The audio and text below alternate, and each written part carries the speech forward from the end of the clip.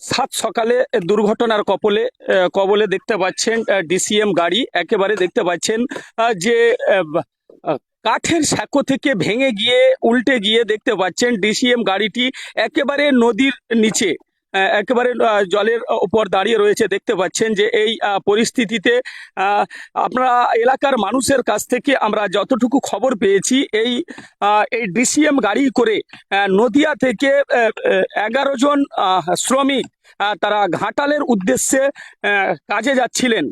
বিশেষ করে ঢালাইয়ের কাজে যাচ্ছিলেন। দেখতে পাচ্ছেন যে কি পরিস্থিতির মধ্যে রয়েছে।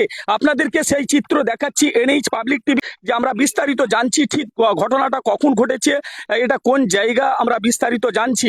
আপনারা সাথে থাকুন। দেখতে পাচ্ছেন যে কি পরিস্থিতির মধ্যে ডিসিএম এর ঘটনাটা ঘটেছে। একেবারে দেখতে পাচ্ছেন যে টঙ্গীর ঘাট অর্থাৎ খানাকুল থেকে ঘাটাল যাওয়ার যে রাস্তা, সেই টঙ্গীর ঘাটে দেখতে পাচ্ছেন কাঠের ব্রিজ থেকে উল্টে গিয়ে একেবারে ডিসিএম নদীর জলে রয়েছে। দেখতে পাচ্ছেন যে আমরা এলাকার মানুষের কাছ থেকে যা জানতে পারছি বা বিষয়টি জানাচ্ছি আপনাদেরকে, ঠিক ঘটনাটা ঠিক কি ঘটেছিল বা দেখতে পাচ্ছেন সেই চিত্র আপনাদেরকে তুলে দেখাচ্ছি এনএইচ পাবলিক টিভির ফেসবুক পেজ থেকে আপনার ঘটেছে বিষয়টা।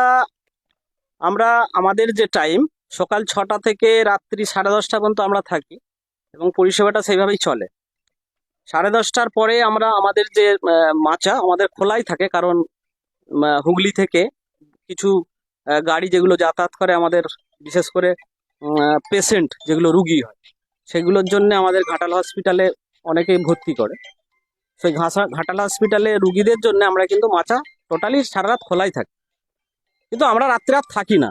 তো রাত্রের দিকে যে সমস্ত গাড়ি পেরোয় ফ্রি সার্ভিসেই চলে যায়, আমাদের কোনো প্রতিনিধিও থাকে না বা পয়সাও নেওয়া হয়নি। কিন্তু আমরা বারে বারে এই বড় বড় গাড়িগুলো থেকে আগের বারেও বলেছি যে আপনারা আসবেননি, কারণ এই মাচা দিয়ে আমাদের বড় গাড়ি যাবে না। তো তা সত্ত্বেও ওরা না বলে সম্ভবত রাত 3টে, 2:30 থেকে 3টের সময় গাড়িটা এসেছে, যেটা আমার ধারণা। কারণ আমার যে প্রতিনিধি ভোর 4:30টার সময় এসে দেখার পরে আমাকে খবর দেয় যে এরকম একটা গাড়ি পড়ে আছে এবং মাচা ভেঙে গেছে। তো তৎক্ষণাৎ আমি এসে দেখলাম যে সত্যি এরকম মাচা থেকে পড়ে গেছে গাড়িটা।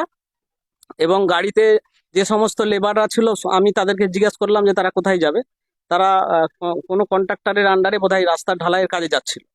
তো গাড়িতে মিক্সচার মেশিন ছিল, 11 জন ওদের যে যারা কাজ করবে তারা ছিল এবং তারা ঘুমন্ত অবস্থায় ছিল তাদের কথা অনুযায়ী যেটা শুনলাম। এবং ওইভাবেই ওরা গাড়িটাকে পার করে আনছিল এবং মাঝ রাস্তায় ওইখানটা ওরা বিপত্তি ঘটে। এবং যে গাড়িটা নিয়ে ওরা আসছে সেই গাড়িটা কখনোই এই মাচা দিয়ে যেতে পারে না, জোরজাবস্তি নিয়ে গেছে। এবং ওরা রাত্রেই ওরা পারাপার করে, যেটা আমরা বুঝতে পারছি, কারণ রাত্রেবেলা পয়সা লাগে না, তাই ওরা রাত্রেই পারাপার করে। তো সেই রাত্রিতে পারাপার করতে গিয়ে বিপত্তিটা ঘটেছে। এবং সকালবেলা আমি যখন এলাম, এসে দেখলাম যে পড়ে আছে এবং যে ড্রাইভার তার পায়ের গোড়ালিটা ফাড়া হয়ে গেছে। তো সঙ্গে সঙ্গে আমি আবার ধরে তাদেরকে বললাম ওই পারে নিয়ে যাও, ওই পার থেকে কোনো গাড়ি করে হসপিটাল পাঠাও। সেই মোতাবেক ওদেরই একটা গাড়ি ওনারাই বলেছিল, দাসপুর থেকে ওরা গাড়ি করে এনে গাড়িটা এখানে নামানোর পরে আমি নিজেই তাকে কোলে করে তুলে দিই। আমি তাকে নিজে কোলে করে তুলে গাড়িতে তুলে দিয়েছি এবং তারাই ঘাটাল হসপিটালে মনে হয় সম্ভবত ভর্তি করেছে। আমি এখন পর্যন্ত জানি না কোন হসপিটাল নিয়ে গেছে। তো আমি নিজে থেকে ইয়েটাকে, যিনি ইনজিওর্ড হয়েছেন ওনাকে আমি গাড়িতে তুলে দিয়েছি অলরেডি। এবং তাদের 4-5 জন যারা ছিল তাদেরকে নিয়ে গেছে, আর কিছু এখানে এখনো আছে এবং গাড়িটা তো জলে আছে দেখতেই পাচ্ছেন। এইরকম সিচুয়েশন। কোথা থেকে কোথায় যাচ্ছিল ওরা সম্ভবত ওদিকে যেটা জিজ্ঞাসা করলাম যে কোথায় বাড়ি তোমাদের, ওরা বললো আমরা নদিয়ার লোক। কোথায় ছিল জানি না, নদিয়া থেকে তো এত তাড়াতাড়ি ভোরে কাজে যেতে পারবে না, নিশ্চয়ই কোথাও ছিল। ওরা বলছে ডাইরেক্ট নদিয়া থেকে আসছে, যাই হোক জানি তারাই জানে। তো নদিয়া থেকেই ঘাটালের সাইডে কোথায় কাজ করতে যাচ্ছে, যেটুকু তাদের মুখ থেকে শুনলাম। যেহেতু এটা মূলত এই ভারী যানবাহন চলাচল যাতায়াত নিষিদ্ধ, আপনাদের তো একটা মূলত দায়িত্ব রয়েছে, সেই হিসেবে সিকিউরিটি হিসেবে আপনাদের তো এখানে কিছু ব্যবস্থা থাকা দরকার, সেটা কেন আপনাদের পক্ষ থেকে রাখা হয়? এখন রাত্রের দিকে সিকিউরিটি বলতে, রাত্রে যদি সিকিউরিটি রাখতে হয় তাহলে যে থাকবে তাকে আবার সিকিউরিটি দেওয়ার জন্য তাহলে আবার প্রশাসনিক থেকে সিকিউরিটি রাখতে হবে। কারণ যে থাকবে তারও একটা প্রাণের ঝুঁকি থাকে। কারণ রাত্রের দিকে আমি জানিনি বা শুনেছি বহু দুষ্কৃতী সমস্ত মাচা দিয়ে যাতায়াত করতে পারে। তো আমি সেই জায়গায় আমি একজন আমার প্রতিনিধিকে বোস করে রাখবো, তার একটা সিকিউরিটির প্রয়োজন আছে।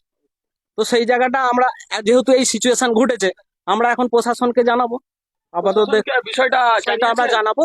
আমরা আপাতত আমরা সিভিক ভলেন্টিয়ার এবং আমাদের যে ভিলেজ পুলিশ ছিল তাদেরকে খবর দিয়েছি, আমি সঙ্গে সঙ্গে তৎক্ষণাৎ খবর দিয়েছিলাম। তো তারা ব্যবস্থা নেবে তাদের ব্যাপার।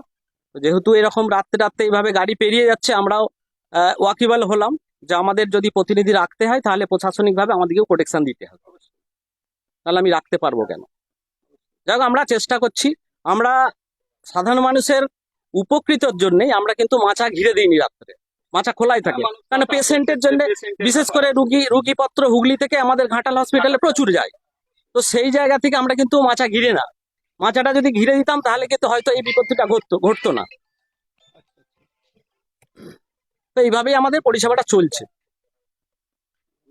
ঠিক আছে, আমার নাম সুভাষ পাল, এটা বলরামপুর টুঙ্গিঘাট। আচ্ছা, ধন্যবাদ। আমরা বিস্তারিত শুনলাম, যিনি এই যে ব্রিজের যিনি আছেন ওনার মুখ থেকে আমরা বিস্তারিত শুনলাম। আমরা